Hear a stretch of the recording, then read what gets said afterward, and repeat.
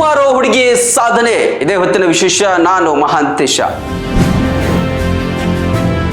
ಹೂವನ್ನ ಮಾರಾಟ ಮಾಡಿ ಜೀವನ ನಿರ್ವಹಣೆಯನ್ನ ಮಾಡ್ತಾರೆ. ತಾಯಿ ಕಟ್ಟಿಕೊಟ್ಟಂತ ಹೂಗಳನ್ನ ಬೆಂಗಳೂರಿನ ಬೀದಿಯಲ್ಲಿ ಮಾರ್ತಾ ಈಕೆ ಅದೆಷ್ಟೋ ಜನ ಯುವತಿಯರಿಗೆ ಮಾದರಿಯಾಗಿದ್ದಾರೆ.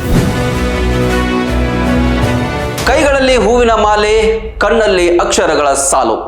ತನ್ನ ಛಲಬಿಡದ ಸಾಧನೆಯಿಂದಾಗಿ ಇವತ್ತು ಓರ್ವ ಯುವತಿ ನ್ಯಾಯಾಧೀಶಿಯಾಗಿ ಹೊರಹೊಮ್ಮಿದ್ದಾಳೆ. ಇಡೀ ರಾಜ್ಯವೇ ತಿರುಗಿ ನೋಡುವಂತೆ ಮಾಡಿದ್ದಾಳೆ. ಇವತ್ತು ಏನಾಗ್ತಾ ಇದೆ ಅಂತ ಹೇಳಿದ್ರೆ, ಯುವಜನತೆ ಬಹಳಷ್ಟು ಯುವಜನತೆ ದುಶ್ಚಟಕ್ಕೆ ಬಲಿಯಾಗ್ತಾ ಇದ್ದಾರೆ, ತಮ್ಮ ಜೀವನವನ್ನೇ ಹಾಳು ಮಾಡ್ಕೊಳ್ತಾ ಇದ್ದಾರೆ. ಅಂಥದ್ರಲ್ಲಿ ಕೆಲವೊಂದಿಷ್ಟು ಯುವತಿಯರು ಇಡೀ ರಾಜ್ಯಕ್ಕೆ ಮಾದರಿಯಾಗುವಂಥದ್ದು, ಇತರ ಯುವ ಪೀಳಿಗೆಗೆ ಮಾದರಿಯಾಗುವಂತಹ ಕೆಲಸಗಳನ್ನ ಮಾಡೋದ್ರ ಮೂಲಕ ಕೂಡ ಖ್ಯಾತಿಯನ್ನ ಪಡಿತಾ ಇದ್ದಾರೆ. ಅದರಲ್ಲಿ ನಾಗಿನಿ ಎಲ್ ಎನ್ನುವಂತಹ ಓರ್ವ ಯುವತಿ ಕೂಡ ಓರ್ವಳು. ಅಪ್ಪ ಹಗಲು ರಾತ್ರಿ ಎನ್ನದೆ ಮಗಳ ಕನಸಿಗೆ ನೀರಿರಬೇಕು ಅನ್ನುವ ಉದ್ದೇಶದಿಂದಾಗಿ ಆಟೋ ಓಡಿಸುತ್ತಾ ತನ್ನ ಜೀವನದ ಬಂಡಿಯನ್ನ ನಡೆಸ್ತಾ ಇರ್ತಾರೆ. ತಾಯಿ ಹೂವನ್ನ ಮಾರಾಟ ಮಾಡಿ ಜೀವನ ನಿರ್ವಹಣೆಯನ್ನ ಮಾಡ್ತಾರೆ. ಬೆಂಗಳೂರಿನ ಒಂದು ಆನೇಕಲ್ ಎಂಬ ಪ್ರದೇಶ ಇದೆ, ತಮ್ಗೆಲ್ರಿಗೂ ಕೂಡ ಗೊತ್ತೇ ಇದೆ. ಆ ಪ್ರದೇಶದಲ್ಲಿ ವಾಸ ಮಾಡುವಂತಹ ಈ ಕುಟುಂಬ ಚಿಕ್ಕದಾಗಿರ್ತಕ್ಕಂತಹ ಚೊಕ್ಕದಾಗಿರ್ತಕ್ಕಂತಹ ಜೀವನವನ್ನ ನಿರ್ವಹಣೆ ಮಾಡ್ತಾ ಇರ್ತಾರೆ. ಆದ್ರೆ ಕಿತ್ತು ತಿನ್ನುವ ಬಡತನ ಇರುತ್ತೆ. ಆ ಬಡತನದಲ್ಲೂ ಕೂಡ ಆ ಬಡತನದ ಬೇಗೆಯಲ್ಲಿ ಬೆಂದಂತಹ ಯುವತಿಯೇ ನಾಗಿನಿ. ತಂದೆ ಲಕ್ಷ್ಮಣ, ತಾಯಿ ಮಂಜುಳಾ ಅವರು ಪಟ್ಟಂತಹ ಶ್ರಮಕ್ಕೆ ಪ್ರತಿಫಲವಾಗಿ ಇತ್ತೀಚೆಗೆ ಪ್ರಕಟವಾಗಿರುವಂತಹ ಕರ್ನಾಟಕ ಸಿವಿಲ್ ನ್ಯಾಯಾಧೀಶರ ಪಟ್ಟಿಯಲ್ಲಿ 48ನೇ ರ್ಯಾಂಕ್ ಅನ್ನ ಪಡೆದು ಇವತ್ತು ಅಚ್ಚರಿಯ ಸಾಧನೆಯನ್ನ ಮಾಡಿದ್ದಾಳೆ.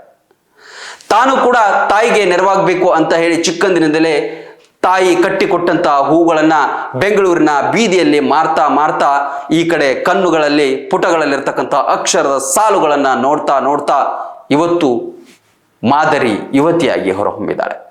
ಅಪ್ಪ ಅಮ್ಮ ಪಟ್ಟಂತಹ ಕಷ್ಟಕ್ಕೆ ನಾನೇನಾದ್ರೂ ಪ್ರತಿಫಲ ನೀಡಲೇಬೇಕಲ್ಲ ಅನ್ನುವಂತಹ ಆಸೆಯೊಂದಿಗೆ ಕನಸಿನೊಂದಿಗೆ ಸರ್ಕಾರಿ ಶಾಲೆಯಲ್ಲೇ, ಯಾಕಂತ ಹೇಳಿದ್ರೆ ಅಪ್ಪ ಅಮ್ಮನಿಗೆ ಅಷ್ಟೊಂದು ದುಡ್ಡು ಇರೋದಿಲ್ಲ, ಪ್ರೈವೇಟ್ ಶಾಲೆಗಳಲ್ಲಿ ಕಲಿಸಿ ಮಗಳನ್ನ ದೊಡ್ಡ ಅಧಿಕಾರಿ ಮಾಡಬೇಕು ಅಂತ ಹೇಳುವಂತಹ ಯಾವುದೇ ಆಲೋಚನೆಗಳು ಇರೋದಿಲ್ಲ.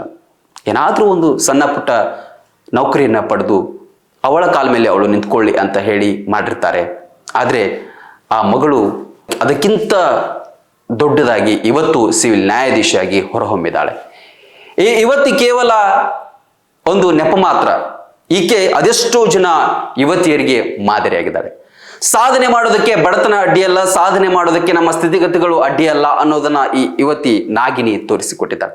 ಹಾಗಾಗಿ ಈ ಯುವತಿ ಇತರ ಯುವ ಜನಾಂಗಕ್ಕೆ ಮಾದರಿ. ಯಾಕಂತ ಹೇಳಿದ್ರೆ ಇವತ್ತು ಯುವ ಜನಾಂಗ ದಾರಿ ತಪ್ತಾ ಇದೆ ಅನ್ನುವಂಥ ಮಾತುಗಳನ್ನ ನಾವು ಬಹಳಷ್ಟು ಕೇಳ್ತೀವಿ. ಆದರೆ ಅದೆಷ್ಟೋ ಜನ ಯುವಕರು ಈ ಸಿವಿಲ್ ನ್ಯಾಯಾಧೀಶರಿಗೆ ನಡೆದಂತಹ ಪರೀಕ್ಷೆಯಲ್ಲಿ ಬಹಳಷ್ಟು ಅದ್ವಿತೀಯ ಸಾಧನೆಯನ್ನ ಮಾಡಿದರೆ. ಅದರಲ್ಲಿ ಈ ನಾಗಿನಿ ಕೂಡ ಓರ್ವಳಾಗ್ತಾಳೆ.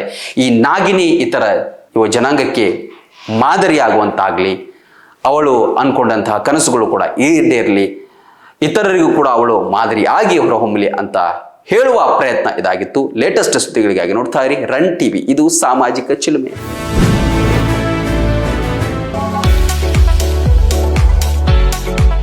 ಉತ್ತರ ಕರ್ನಾಟಕ ವಿದ್ಯಾರ್ಥಿಗಳ ಭವಿಷ್ಯ ನಿರ್ಮಾಣಕ್ಕೆ ಭದ್ರ ಬುನಾದಿಯಾಗಿ ನಿಂತಿದೆ ಸ್ವಾಮಿ ವಿವೇಕಾನಂದ ವಿದ್ಯಾಸಂಸ್ಥೆ ಬೀಳಗಿ. 30 ವರ್ಷಗಳಿಂದ ಲಕ್ಷಾಂತರ ವಿದ್ಯಾರ್ಥಿಗಳ ಬಾಳಿಗೆ ಬೆಳಕಾಗಿದೆ.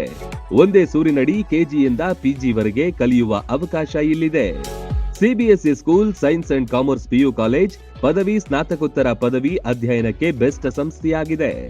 ಡಿಜಿಟಲ್ ಕ್ಲಾಸ್ ರೂಮ್, ನುರಿತ ಬೋಧಕರು, ಬೃಹತ್ ಲೈಬ್ರರಿ, ಪ್ರಾಕ್ಟಿಕಲ್ ಲ್ಯಾಬ್, ವಿಶಾಲವಾದ ಕ್ಯಾಂಪಸ್, ಬಾಲಕ ಬಾಲಕಿಯರ ಪ್ರತ್ಯೇಕ ಸುಸಜ್ಜಿತ ಹಾಸ್ಟೆಲ್, ಆಟದ ಮೈದಾನ, swimming pool, school bus, security ವ್ಯವಸ್ಥೆ ಸೇರಿದಂತೆ ಅತ್ಯಾಧುನಿಕ ಸೌಲಭ್ಯಗಳಿವೆ. ಮಕ್ಕಳ ಸರ್ವತೋಮುಖ ಅಭಿವೃದ್ಧಿಗೆ ಸದಾ ಸಿದ್ಧವಾಗಿದೆ ಈ ವಿದ್ಯಾದೇಗುಲ.